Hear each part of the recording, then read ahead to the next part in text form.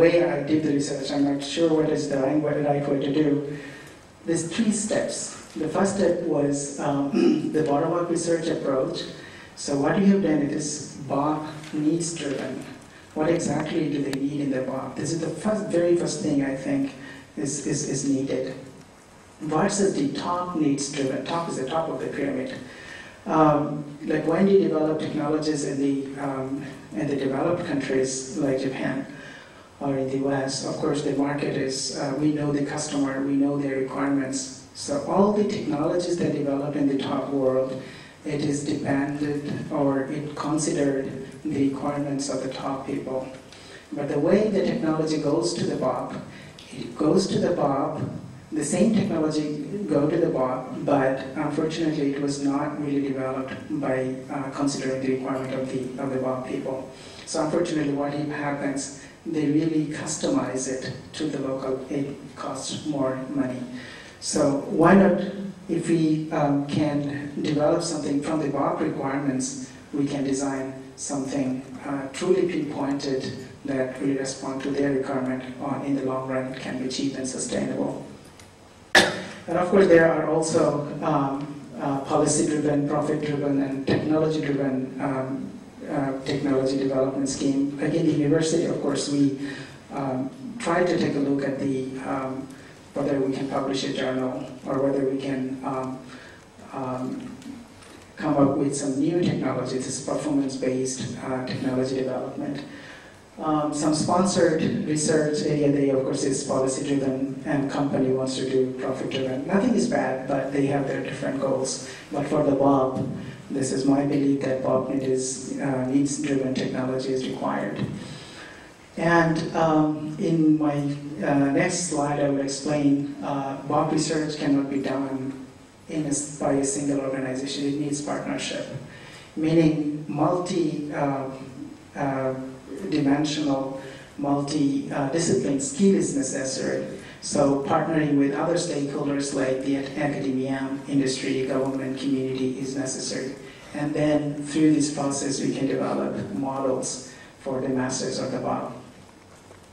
So then if something is developed through this process, then we can see who are the stakeholders, and of course, finally, if we can show some prototypes to the industry, then industries can jump in and see their role in the business. In social needs or BOP needs-driven research, what is needed? That is my process in Kyushu University. Identify social needs through discussion with BOP. So we need skills of social science. Translate social needs to technical requirements. We need skill from ICT, information and communication technology. And build experimental environment. Of course, ICT is needed. Develop prototypes and technical specs. Technical specification is something really missing in the BOP countries. They don't write anything. They can give you, they can respond to your survey questions, but it is hard to find a technical specification. What an industry really, when they want to develop something, technical specification is necessary. And engagement of stakeholders for sustainable and business model. We need business skill to do this. In our research in Kyushu University, there are, of course, through ICT, we can solve a lot of social problems. We focused on 4: health, business, microfinance, and agriculture. This is something how BOP social information infrastructure look like. We have the users, and then how do they access to some services. There's affordable network and devices. And at the top, there are services. So of course, if you don't have this layer, there's no way they can get a service. So which is lay down them in a digital divide. Some people has really smart devices as part of the country, and intelligent devices, less intelligent devices. We are introducing a BOP adaptation layer where the skill of these users, because the users has really low literacy problem issues. So we want to see whether we can satisfy the users without any without any long training to access to the social services. And here I want to show you two of our product. One of prototypes, one is GroundWeb and one is ePassbook. GroundWeb is at the top. It's a campaign called One Village, One Portal. We wanted to make sure that in each village of the country has one portal. So what will be included in the portal is this challenging issue that we took into consideration. And ePassbook is a device that developed fully considering the requirement of BOP people. Here's the OVOP platform or GroundWeb. It's a GroundWeb BOP information platform. Unfortunately, when we went to BOP, we saw that there are a lot of survey people going to the BOP. They bring information, they do research, do survey, carry out surveys, bring the information and analyze it in the university.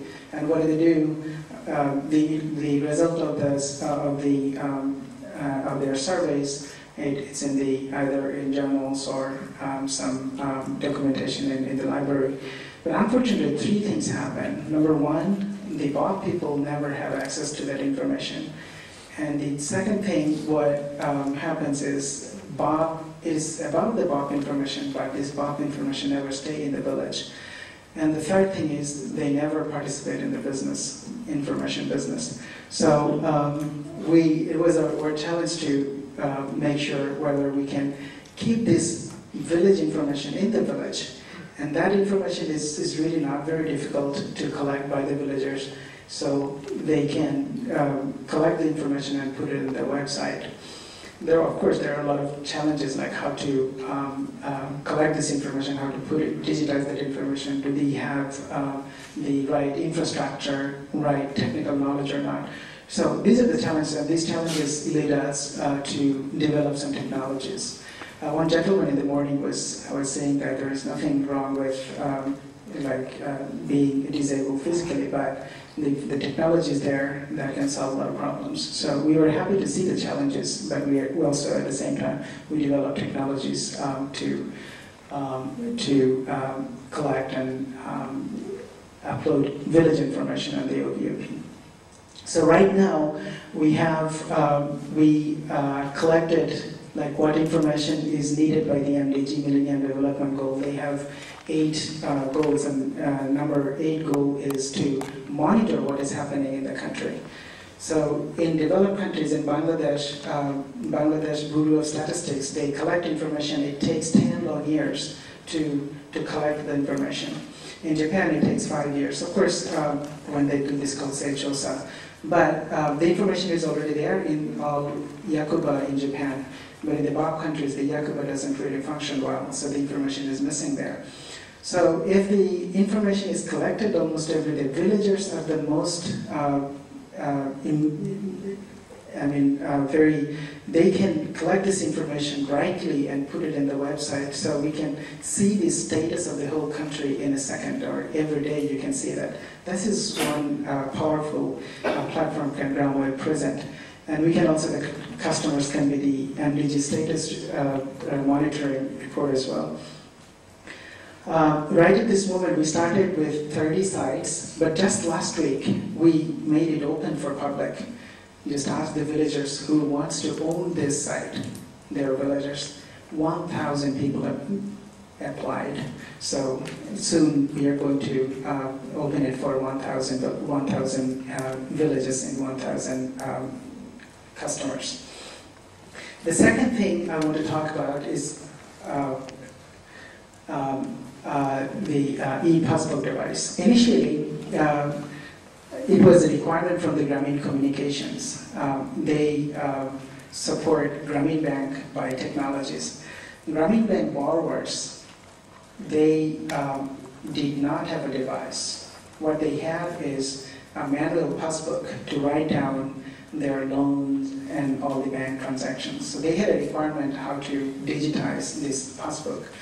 So all the technologies available in the world, we tried, and with Grameen Bank, it took one long year to understand the requirement, what exactly they require. So what we understood is